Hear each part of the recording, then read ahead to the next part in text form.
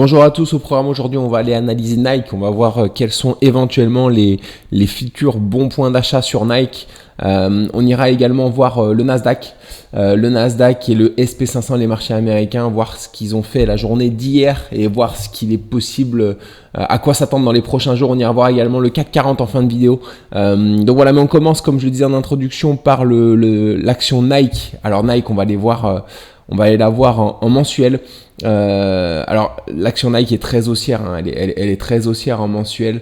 On voit qu'on a fait une belle correction depuis 2022, début 2022 avec l'hyperinflation. On a du mal à repartir vers le haut. Certaines actions repartent, notamment les américaines sont reparties fortement vers le haut. Sur Nike, on a du mal. On est encore dans cette zone basse ici. Donc voilà, on va aller voir en hebdomadaire.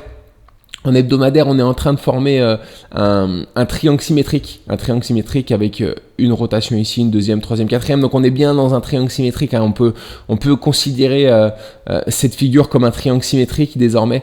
Voilà, si on est bien dans un triangle symétrique, il y aura potentiellement une belle zone d'achat sur ce support ici pour aller rejoindre de nouveau la résistance, sachant qu'on sort de cette figure en général autour de 75% de temps de construction en tout cas. Donc voilà, le début de la construction est ici, la fin de la construction est l'apex ici. Donc l'apex, c'est la convergence entre la résistance et le support. En général, on sort de cette figure au 75%. Au 75% de la figure. Donc voilà. Donc ici, on est potentiellement sur une future bonne zone d'achat pour aller au moins rejoindre la résistance ici, sachant que on a 43% de chance de sortir par le haut des triangles symétriques de creux. Un triangle symétrique de creux, c'est forcément le mouvement vient du haut. Donc là, pour le coup, on est sur un triangle symétrique de creux. Si le mouvement revenait du bas, ce serait un triangle symétrique de sommet. Donc les statistiques dans ce cas-là sont autres. Mais du coup, là, pour les triangles symétriques de creux, donc 43% de chances de sortir par le haut, 57% de chances de sortir par le bas, sachant que les triangles en général sont des figures de continuation de tendance. Donc là, vu que le mouvement vient du haut, on a un peu plus de chances de continuer la tendance et de repartir vers le bas. Donc voilà, c'est logique que les statistiques soient un peu plus importantes du coup sur la continuation baissière. Cependant, comme on sort à 75% de la figure, en règle générale, on peut encore faire une rotation ici. Et surtout, on a quand même de bonnes chances également de repartir vers le haut. Donc voilà, si jamais on sort vers le bas, on a 57% de chances d'atteindre les 51,40 qui ont l'objectif de la cassure par le bas de ce triangle symétrique de creux. Si jamais on casse par le haut, on a 79% de chances, donc presque 4 chances sur 5 d'atteindre les 160,20. Donc voilà, dans tous les cas, ici, je pense que on a encore une potentielle rotation, un potentiel rebond sur cette zone de support pour au moins aller chercher ici. Si jamais après ensuite on décide de casser ce triangle symétrique par le bas, on refera une dernière rotation pour casser vers le bas dans ces zones-là. Mais voilà, je pense que potentiellement ici on a une belle zone d'achat.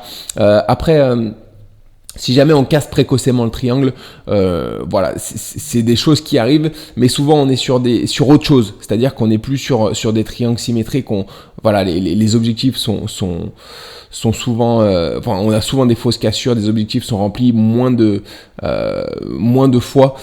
Donc voilà, on peut par exemple, si on casse par le bas tout de suite, on peut se retrouver sur un double bottom plutôt pour repartir vers le haut. Ensuite, si on casse par le haut un peu trop précocement, on peut on peut se retrouver sur un triangle ascendant, donc sur autre chose en tout cas. Donc voilà, en tout cas, on va surveiller ça. Mais voilà, dans tous les cas, une zone à surveiller ici, à voir si on identifie éventuellement des retournements. Donc voilà, même pour les investisseurs sur le long terme, on est sur de l'hebdo. Il y a potentiellement une belle zone ici d'investissement pour au moins une autre rotation ici.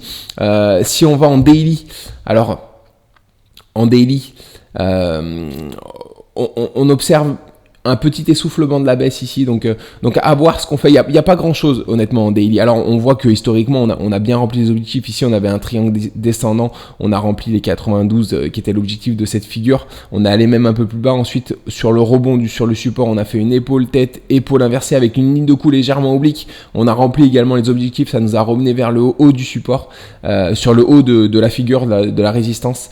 Et du coup là on est reparti vers le bas avec un beau gap. Je pense que c'était sur une publication consolidation de résultats, qu'on a fait un beau gap baissier. On est au sein d'un canal, on évolue au sein d'un canal en ce moment. On a potentiellement également une épaule avec une ligne de coup un peu oblique, mais si jamais on la casse par le bas, ça nous ferait sortir de ce triangle pour nous faire éventuellement, enfin on aurait une zone de rebond potentiel ici, donc voilà, un peu plus bas, donc le support ne tiendrait probablement pas, à moins qu'on n'arrive pas jusqu'aux objectifs et qu'on reparte vers le haut de cette épaule inversée. Je pense qu'on est plutôt au sein de ce canal. On voit que ici on a fait un rebond, on avait potentiellement un retournement haussier pour repartir sur une rotation partielle et recasser par le haut, sachant que si maintenant on fait une rotation partielle sur ces niveaux-là, on a de fortes chances de casser vers le haut cette figure. Donc voilà, on sait que les rotations partielles sont puissantes et que souvent elles sont, on peut anticiper une cassure des figures dans le sens où la rotation partielle est effectuée. Donc voilà, donc c'est une possibilité aussi, on va surveiller ça. Mais voilà, difficile à analyser pour le moment en journalier. Je pense qu'on peut également avoir une dérive latérale qui nous amène assez sensiblement vers cette zone de support ici dans les prochaines semaines. Donc voilà, on va suivre ça en tout cas sur Nike, sachant qu'on a un beau canal ici, on le voit avec une zone de résistance ici, une zone de support ici, donc on peut évoluer au sein de ce canal et dériver latéralement jusqu'ici. Donc voilà, mais rien de très clair pour le moment sur Nike en journalier. Mais en tout cas, ce qui est sûr, c'est qu'ici, on surveillera ce qui se passe, parce que si on voit une éventuelle figure de retournement, il y aura potentiellement de bonnes zones d'achat, en tout cas en trading. Et pour les investisseurs, peut-être des petites zones d'investissement pour aller rechercher cette zone-là. Après, ça reste quand même... c'est pas forcément à privilégier, parce que encore une fois, pour les investisseurs, cette figure est 57% du temps cassée par le bas. Donc voilà, c'est plutôt des zones, des points d'achat pour les traders ou pour les investisseurs court terme. Donc voilà, les investisseurs un peu plus long terme, je pense qu'en ce moment il y a peut-être d'autres opportunités un peu plus intéressantes que Nike. Donc voilà, en tout cas, on surveillera quand même cette zone-là, parce que si on a une tête-épaule par exemple qui se forme ici, voilà, il y aura quand même de bonnes chances d'aller revenir au moins sur cette zone de résistance, hein, et pourquoi pas casser pour repartir sur une figure de retournement haussier. Donc voilà ce qu'on peut en dire sur Nike. On va passer du coup sur les indices, sur la séance d'hier. Alors je vais mettre en hebdo ici, je vais reconfigurer un petit peu le Nasdaq. Du coup, le Nasdaq, on a réintégré ce canal, on avait potentiellement fait une cassure baissière ici, on avait clôturé en tout cas en dessous du canal, on l'a réintégré avant-hier, et hier on a encore fait on a ouvert avec un gap baissier, puis on a réintégré de nouveau ce canal. Voilà, on est sur il y a un support ici horizontal qui tient bien le coup, on est sur une consolidation latérale. Est-ce qu'on va revenir chercher la résistance, ou est-ce qu'on va valider éventuellement peut-être une épaule ici pour casser par le bas et aller rechercher peut-être des objectifs un petit peu plus bas, soit ces niveaux-là, soit ces niveaux-là. On va voir ça dans les prochains jours en tout cas. Concernant le SP500, qui a cassé, donc comme je le disais hier, hein, il a cassé ce biseau ascendant. Donc voilà, par le bas. Ici on l'a cassé par le bas. Alors je suis désolé, il y a des lignes de partout. Je vais vous le mettre en grand, comme ça ce sera plus simple. Voilà. Donc alors je vais effacer ça déjà. Ça c'est ce que je vous ai montré hier. Voilà. Donc on est toujours sur... Voilà, on a cassé par le bas du coup ce biseau ascendant, on revient à faire un pullback ici, c'est une zone très importante.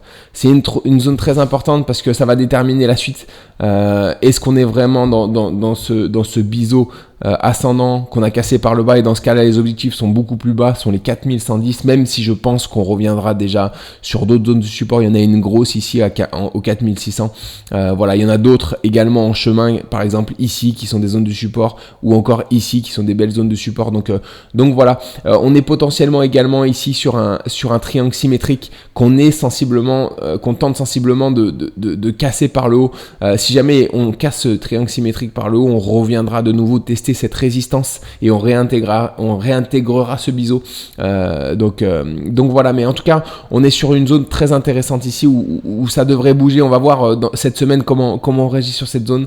Voilà, mais encore une fois, si on casse ce biseau biseau ascendant par le bas. Voilà, on aura une correction peut-être un peu plus profonde. C'est pas pour ça qu'il y aura tout qui baissera, il y aura tout qui s'effondrera sur les marchés. Hein. On l'a vu avec en 2022 hein, avec la période d'hyperinflation. Il y a des secteurs qui tenaient le coup en tout cas comme l'énergie. D'ailleurs, je pense que j'irai analyser Engie demain. Après, il y a plein d'autres actions énergétiques hein, sur le Nasdaq et le SP500 qu'on peut regarder et qui sont toujours très haussières depuis 2022. Mais voilà, ça peut être intéressant d'analyser Engie parce que dans ces cas-là, je pense que si on a une correction sur les indices, ce sera plus dû à une hyperinflation. Après, je suis pas expert en fondamental, mais d'après ce que j'ai compris, je pense que c'est ce qui nous pend au nez en tout cas si jamais il y a une correction qui intervient maintenant. Donc voilà, donc potentiellement une correction du type 2022. Ici, quand on passe en hebdo, voilà, on avait une correction qui a été importante, mais pendant toute cette année 2022, de janvier jusqu'à octobre, il y avait toutes les valeurs énergétiques qui ont vraiment explosé à la hausse. Donc ça sera peut-être le cas encore si on est dans le scénario d'une hyperinflation ou sous la menace d'une hyperinflation. Donc voilà, donc encore une fois, même si on casse ce biseau ascendant par le bas, alors certes les actions vont douiller un petit peu, hein, mais en tout cas il y aura certains secteurs qui continueront de surperformer, notamment les valeurs énergétiques. Donc on va suivre ça en tout cas, et puis du coup c'est tout pour moi aujourd'hui. On se retrouve demain pour une nouvelle vidéo et pour le bilan de la journée du jour. Excellente journée à vous tous, à très vite.